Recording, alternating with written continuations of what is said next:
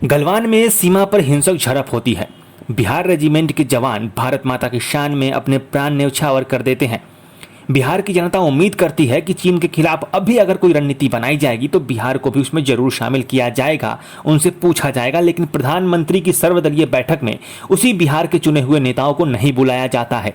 जी हाँ, चीन की दगाबाजी के कारण हमारे सीमा पर गलवान घाटी में शहीद हुए 20 जवानों के शव अभी घर पर भी सही से नहीं पहुंचे हैं कि राजनीति करने वाली पार्टियों ने अपने दांव चलने शुरू कर दिए हैं।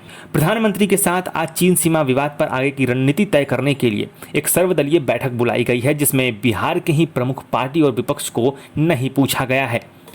दो दो तीन तीन एमपी वाली पार्टियों को भी बुलाया गया है, जिसके संसद में महज 1, 2 या 3 सांसद मौजूद हैं। लेकिन बिहार की सबसे बड़ी पार्टी को न्योता नहीं दिया गया बिहार के हुए जवानों के साथ जाति पर आगे की रणनीति में योजना बनाने के लिए।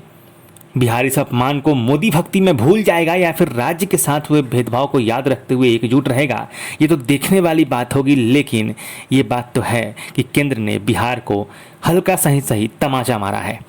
केंद्र सरकार को अभी भी शायद राजनीति ही सूझ रही है। हमदर्दी और संवेदना की बात इनसे करे कौन, किसे देशद्रोही कहलाना है।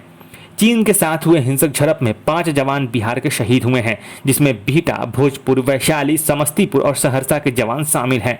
बिहार का हक बनता था कि किसी भी तरह की योजना को अंजाम देने के लिए बिहार से चुनकर संसद में भेजे गए नेताओं से भी मशवरा लिया जाए, लेकिन ऐसा हुआ नहीं। आज संसद भवन में बापू की प्रतिमा के सामने बिहार आरजेडी से चुने गए सांसद मनोज कुमार झा, मीसा भारती सहित कुल 4 सांसदों ने इस बात पर अपनी नाराजगी जताई और विरोध किया। एक सदस्य हमारे अभी यहाँ दिल्ली में नहीं है। हम सब इतना कहने आए थे यहाँ प्रतिमा पर खड़े होकर के माननीय प्रधानमंत्री जी और रक्षा मंत्री जी से कि देश के एकजुट होने का वक्त है, हम सब साथ हैं। लेकिन हमें ये इस बात से बहुत कष्ट हुआ है, बिहार को कष्ट हुआ है कि हम 5 सदस्य होने के बावजूद बुलाए नहीं गए। हमारी भी कुछ शंकाएं थी, कुछ सलाह थी, कुछ सुझाव थे और हमें वो मौका नहीं लगा। हम सिर्फ मात्र गांधी जी की प्रतिमा पर यहाँ खड़े होकर के कहने आए थे कि जब राष्ट्र की सुरक्षा जैसे गंभीर प्रश्न है तो उसमें हृदय विशाल करके तमाम चीजों को दरकिनार करके सबके सुझाव सलाह को सुनना चाहिए था। बिहार रेजिमेंट का मामला था, हमने 5 जवान खोए हैं अपने अलग अलग इलाकों के।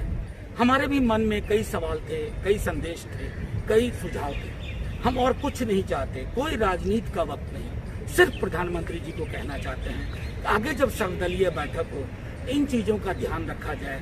ब्यूरोक्रेसी कोई ऐसी नंबर गेम में ना उलझाए जो कि अनटेनेबल है। बस इतना कहना चाहते थे। जय हिंद के साथ। मनोज कुमार झा ने तो यह भी कहने की कोशिश की कि एक समय था जब नेहरू और मेनन को लोग खुलकर आलोचना करते थे, उन पर टिप्पणी करते थे, लेकिन अब ऐसा समय नहीं रहा है। अब ऐसा करने पर आप देशद्रोही कहे जाएंगे। बिहार चुनाव से पहले Amit Shah already digital rally की शुरुआत कर चुके हैं और केंद्र द्वारा अब इतने निचले स्तर की राजनीति बिहार के साथ करना, बिहार के मैंडेट को दुत्कार देना किसी भी रूप में बिहार की जनता को स्वीकार्य नहीं होगा।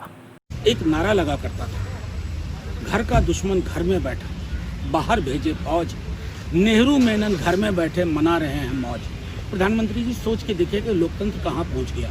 अगर आज आपका नाम लेकर के, आपके रक्षा मंत्री का नाम लेकर के ये नारा लगा दूं, क्या रवैया होगा मेरे प्रति? ये इन तमाम सवालों पर समेकित रूप से सोचने की जरूरत है। तो दोस्तों, प्रकाशवाणी को सब्सक्राइब कीजिए और बेल आइकन को दबाइए। अगर ये खबर आपके मतलब की है तो इसे लाइक कीजिए और ज़्यादा से ज़्यादा शेयर कीजिए।